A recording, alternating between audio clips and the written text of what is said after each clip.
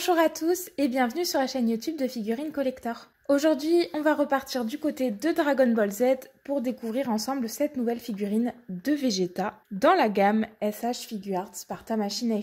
C'est une figurine qui n'est pas encore sortie en France mais qui est déjà disponible en précommande et qui est très attendue par les fans puisqu'en fait il s'agit d'une deuxième version du Vegeta version scooter qui a ici été améliorée avec notamment une refonte de son visage et de son corps pour nous offrir une figurine plus convaincante. Mais on va l'ouvrir pour voir ce qu'il en est vraiment.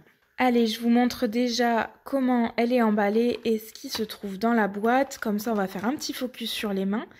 Alors déjà, d'un premier coup d'œil, il n'y a pas beaucoup d'accessoires dans cette boîte. Il y a juste du coup 3 paires de mains supplémentaires. Donc je vous les montre un petit peu. C'est des mains classiques de Dragon Ball chez SH, il n'y a rien de nouveau. Et il y a les petits points en plus qui sont déjà sur la figurine. On va avoir également 3 visages supplémentaires, donc 3 expressions.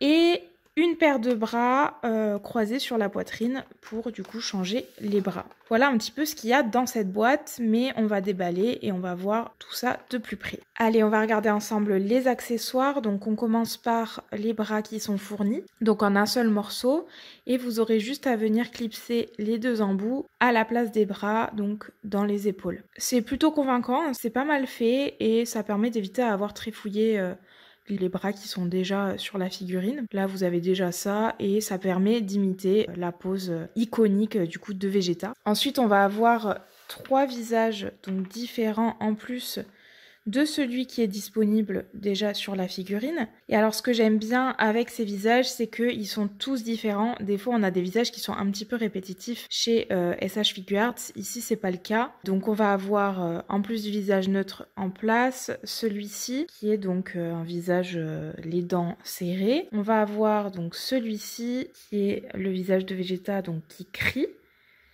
Et enfin celui-là avec le sourire en coin. Je rapproche le visage actuel, qui est donc le visage un peu plus neutre. Mais ce que j'aime bien, voilà, avec ces expressions-là, c'est que elles sont toutes très expressives et il n'y en a pas 2 qui se répètent. Donc c'est très chouette. On va regarder un petit peu ensemble la figurine. Donc déjà, d'un premier abord, elle est plutôt pas mal et les proportions ont l'air bien respectées. Je trouve que le travail sur le visage et les cheveux est assez impressionnant comparé à celle d'avant. Là, on a quelque chose qui est beaucoup plus angulaire, qui se rapproche beaucoup plus de ce qui est proposé dans l'animé. Donc c'est vraiment pas mal. Au niveau des articulations. Alors pour commencer, la tête bouge plutôt bien. Comme vous voyez, il y a pas mal de mobilité possible avec cette tête-là. Le cou va également bouger assez bien. Il a une bonne amplitude. Par contre, on ne va pas pouvoir en faire grand chose parce que vous voyez, dès qu'on le bouge un petit peu, il y a un espace assez disgracieux qui se forme à la base. Alors je ne sais pas pourquoi ils n'ont pas rajouté un petit peu de matière en dessous pour cacher ça, mais là c'est vrai que c'est vraiment pas très beau. Donc malheureusement, pas trop exploitable cette mobilité du cou. Ensuite, on va regarder un petit peu les armures. Alors les armures, elles sont accrochées, comme vous voyez, à l'arrière, ce qui permet d'avoir un mouvement donc de balancier d'avant en arrière et de ne pas gêner le mouvement des épaules. Par contre, le problème, c'est que comme c'est pas du tout associé aux épaules, dès qu'on va bouger l'épaule, l'armure va bouger aussi. Et du coup, il n'y a rien qui est fixé, donc ça rend pas aussi bien que ce qu'on aimerait. C'est ingénieux de faire ça, mais peut-être avec un autre système d'attache, ça aurait été un petit peu mieux, histoire d'associer un petit peu le mouvement des épaules au mouvement des armures, parce que là, vous allez devoir les replacer assez régulièrement si vous bougez les épaules. Autrement, les bras, ils bougent très bien. Il y a un bon mouvement. Au niveau du coude, la pliure est pas mal du tout. Les poignets, ça bouge bien également. Voilà. On va juste être un petit peu limité en fermeture de bras, vous voyez.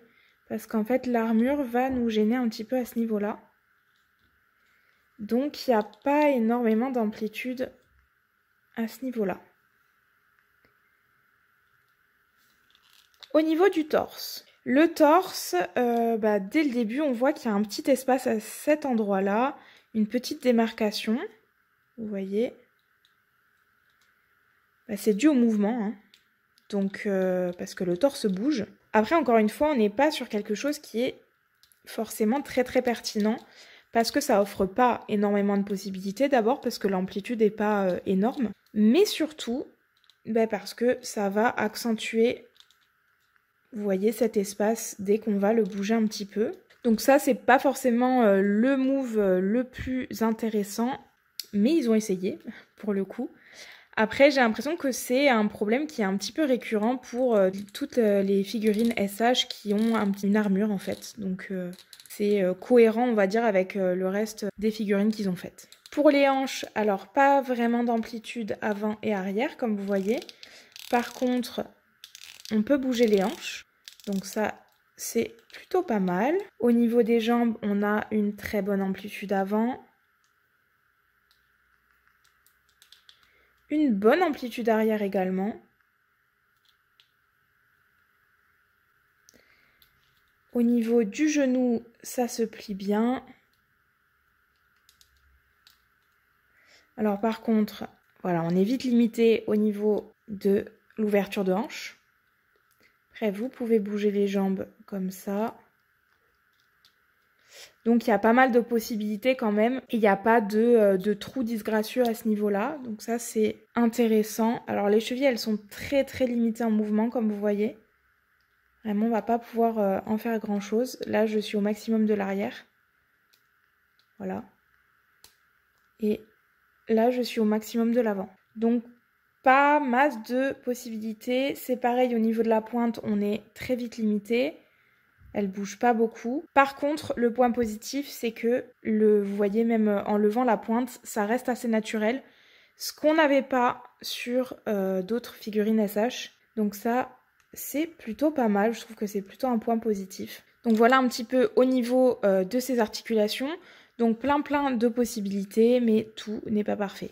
Au niveau des dimensions, on regarde ça ensemble. On est à peu près à 15 cm et demi en comptant les cheveux. Donc c'est une figurine qui respecte plutôt bien les proportions des autres figurines SH.